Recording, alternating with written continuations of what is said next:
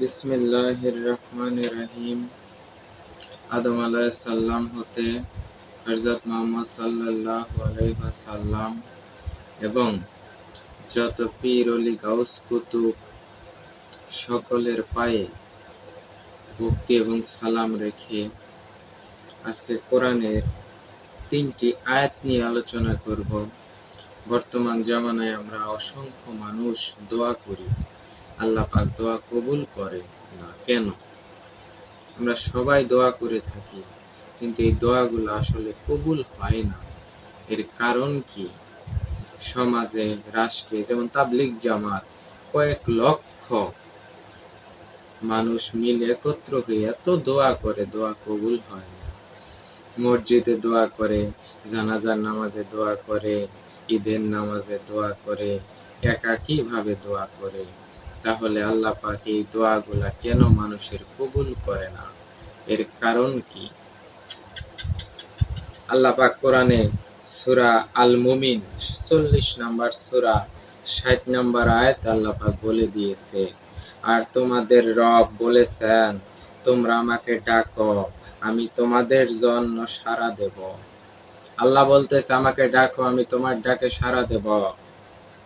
নিশ্চয় যারা অহংকার বশত আমার ইবাদত থেকে বিমুখ থাকে, অহংকার বশত আমার ইবাদত করে না, তাদের ডাক আমি শুনবো না।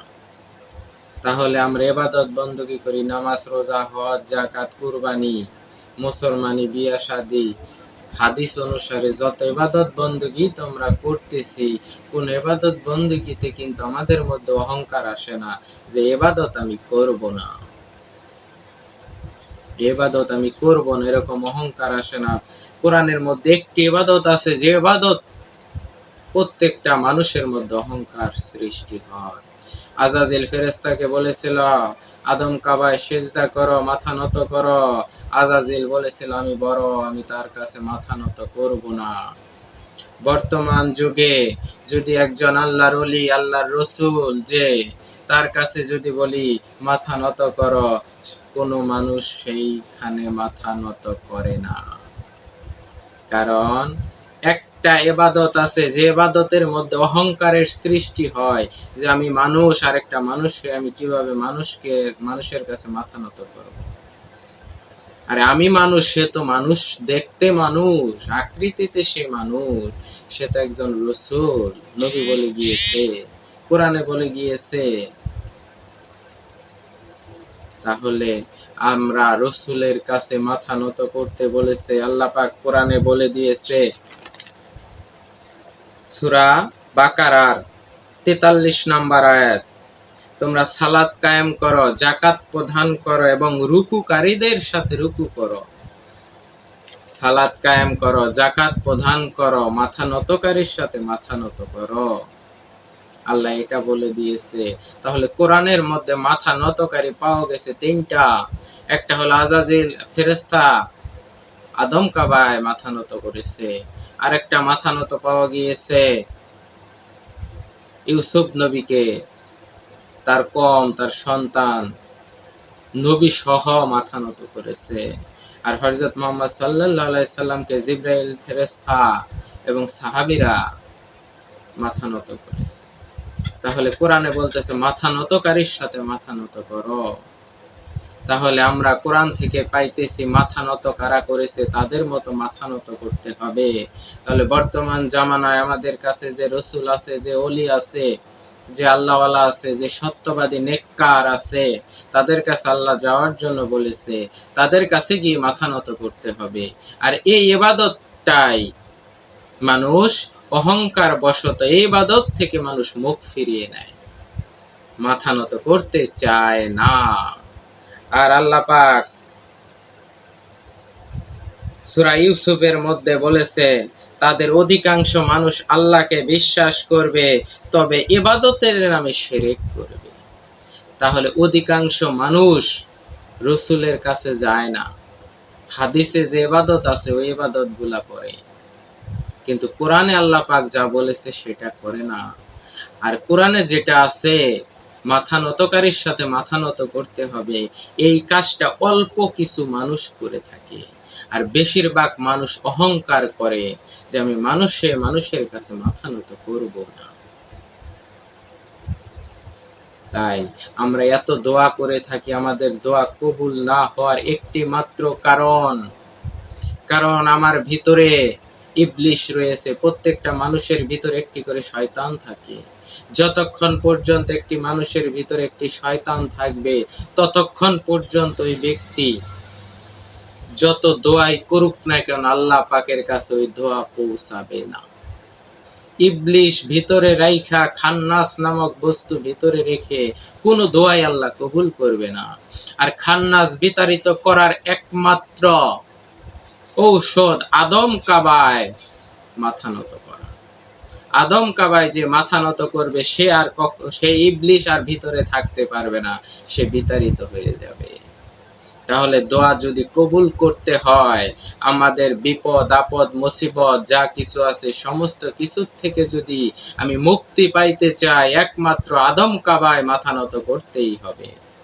আর এই আদম কাবায় যে ব্যক্তি মাথা নত করবে, তার ভিতরকার খান্নাস নামক, শয়তান নামক যে বস্তুটা আছে সে বিতাড়িত হয়ে যাবে।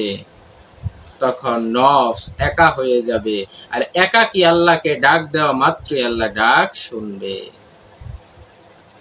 আমরা এত ওয়াজের শুনি, এত আলেমের মুখে শুনি দোয়া কবুল হওয়ার জন্য এটি করলে দোয়া কবুল হবো, এতুরি তসবিহ পড়লে দোয়া কবুল হবো, এতুরি কাজ করলে দোয়া কবুল হবো। কেউ বলে না যে ভিতরে যতক্ষণ পর্যন্ত খান্নাস আছে ততক্ষণ দোয়া কবুল হবে না। কোরআন আল্লাহ বলে দিয়েছে, খান্নাস যুক্ত অবস্থায় তুমি যতই দোয়া করো সেই দোয়া আল্লাহর কাছে পৌঁছাবে না। খান্নাস মুক্ত হওয়ার পর যে ব্যক্তি দোয়া করবে তার দোয়া আল্লাহ কবুল করবে।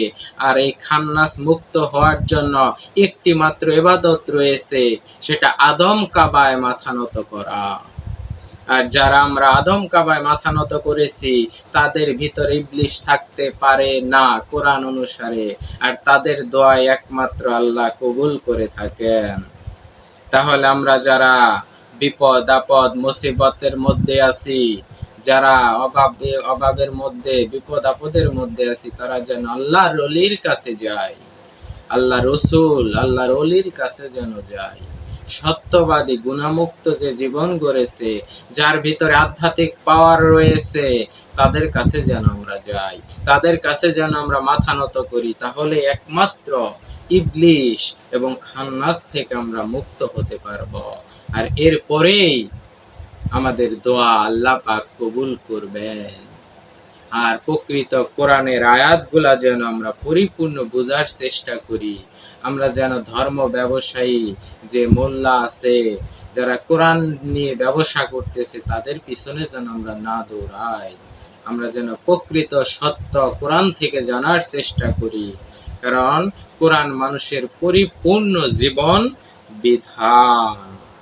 তাই অধিকাংশ মানুষ ইবাদতের নামে শিরক করতেছে, আর অল্প কিছু মানুষ আদম কাবায় মাথা নত করতেছে। আর এই আদম কাবায় মাথা নত করা মানুষ অহংকার মনে করে। ইবলিশের যে সর্বপ্রথমকার গুণ, আদম কাবায় মাথা নত করবে না, ওই গুণ যে ব্যক্তির মধ্যে থাকবে সেই ব্যক্তি ইবলিশ। যে ব্যক্তি বলবে আমি আরেকটা মানুষের কাছে মাথা নত করব না, ওই ইবলিশ, ওই ইবলিশ বাস্তব জমিন, ওই একজন ইবলিশ। কারণ কোরআনে বলছে রুকুকারীদের সাথে তোমরা রুকু করো।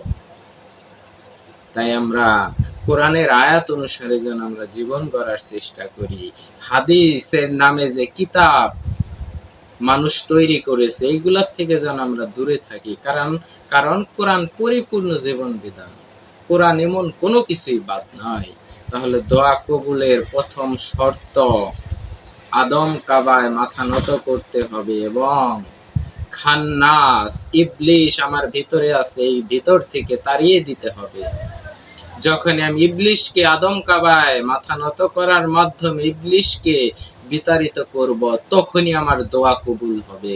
তার আগ পর্যন্ত কোনো দোয়াই আল্লাহ কবুল করবে না, কারণ তকদিরে আল্লাহ যা লেখা রাখছে তাই হবে, দোয়া কবুল হবে না। প্রত্যেকটা মানুষ সৃষ্টির আগে আল্লাহ পাক রিজিক, ধন সম্পদ সে কিভাবে চলবে সব লেখা রাখছে।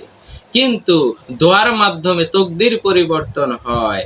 আর এই দোয়া করার যোগ্যতা অর্জন করতে হবে একমাত্র আদম কাবায় মাথা নত করে। ইবলিশকে ভিতর থেকে বিতাড়িত করার পরে শান দোয়া কবুল হবে। এরপরে তকদির পরিবর্তন করে ফেলা যাবে একমাত্র দোয়ার মাধ্যমে। এই বলেই আমার কথা শেষ করছি। সবাই ভালো থাকবেন। সবাইকে ধন্যবাদ। আসসালামু আলাইকুম ওয়া রাহমাতুল্লাহি ওয়া বারাকাতুহু।